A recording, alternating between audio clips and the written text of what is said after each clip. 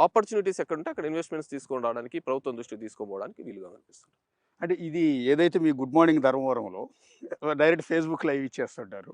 అందులో కొన్ని కొన్ని గమ్మత్తుగా ఉంటాయి. సరదాగా మీరు మాట్లాడేది, "ఏమిరా లావైలావు, ఏందిరా అవునవును. స్కూలుకి పోలేదా?" అని మీరు అడిగేది ఉందే. అవునవును. అవి విపరీతమైన ట్రోల్. అది మంచి ట్రోలే. Positive troll. పాజిటివ్. తర్వాత మిమ్మల్ని మీ వాయిస్‌ని ఇమిటేట్ చేస్తూ రీల్స్ చేశారు. కొన్ని కొంతమంది కోట్ల మంది చేస్తుంటారు. రీల్స్ చేస్తారు. ఇవన్నీ చూసినప్పుడు ఏమనిపిస్తుందండి? అవును. అంటే సిస్టమ్ అంటే కొన్ని సందర్భాలు అంటే వాళ్ళ అమాయకత్వమో లేకుంటే సొసైటీలో జరుగుతున్న అవును. ఒక తప్పిదమో. ఆ పిల్లోడు అన్న మాట నాకు ఫోన్‌లో తప్ప ఆటలు అనేది. అవును. అంటే I always insist games, sports అనేది ఉండాలి అనేది. అవును. నేను నేను మళ్ళీ మొన్న గూడా ఒక ఇన్సిడెంట్ జెప్తాను. అంటే ఇలాగే నేను మామూలుగా ఎక్కడికైనా వెళ్ళినప్పుడు గవర్నమెంట్ స్కూల్స్‌లలోకి గాని, దీనిలలోకి వెళ్తున్నప్పుడు అంటే పిల్లలు వెళ్తున్నప్పుడు నేను ఎక్కడైతే "ఏరా ఇక్కడ రా పిలుస్తాను. మీ స్కూల్‌లో ఎలా ఉంది?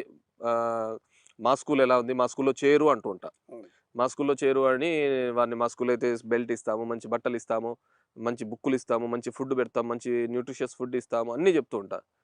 ఇది గూడా కొన్ని పత్రికలలోకి అంటే ఈనాడు పత్రికలో రాసినాడు. ఏం రాసినాడంటే ఇప్పుడు ఒక 4 కార్పొరేట్ స్కూల్‌లను మూసేసినాడు కేతిరెడ్డి. ఆ! మూసేసి ఈ పిల్లలందరిని వాళ్ళ స్కూల్‌లో చేర్పిస్తున్నాడని రాసినాడు. అతను ఓన్లీ పాపం అతనికి తెలీదు. ఇక్కడన్నా తీసుకోండొచ్చు. లైవ్‌లో చూసినాడు. ఆహా! లైవ్‌లో చూసి మా స్కూల్‌లో పిల్లోలను చేర్పని కోరుతున్నాడు అని. మీ మా స్కూల్ అంటే స్కూల్ అది అంటే అది గవర్నమెంట్ స్కూల్. Government school. లైవ్‌లో అతనికి అర్థం కాని విషయం. అతను అవునండి. రాసుకునేది ఎలా అవును. రాసుకున్నారు? ఏదో ఒకటి అవును. అలిగేషన్ చేయాలని అవును. చెప్పేసి. నేను ప్రతి చోట మా స్కూల్ యొక్క స్టాండర్డ్స్ గవర్నమెంట్ స్కూల్. మా అంటే ఐయామ్ గవర్నమెంట్ పబ్లిక్ రిప్రజెంటేటివ్ కాబట్టి ఇలా ఉన్నాయని నేను చెప్తూ ఉంటా.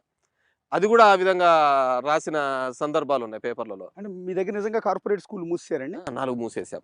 4 మూసేసారు. నారాయణ, చైతన్య, భాష్యం, రవీంద్ర భారతి. ఇప్పుడు ఆ పిల్లలందరూ గవర్నమెంట్ స్కూల్‌లో ఉన్నారా? గవర్నమెంట్ స్కూల్స్ అండ్ లోకల్‌గా ఎక్కడైతే ఎ ఇన్‌ఫ్రాస్ట్రక్చర్. ఓకే. నేను మామూలుగా ఇలాగే ఇన్స్‌పెక్షన్‌కెళ్తున్నప్పుడు ఈ చైతన్య స్కూలు, నారాయణ స్కూల్సు ఆ పక్కన పక్కన రవీంద్ర భారతి అన్నీ ఉంటాయి.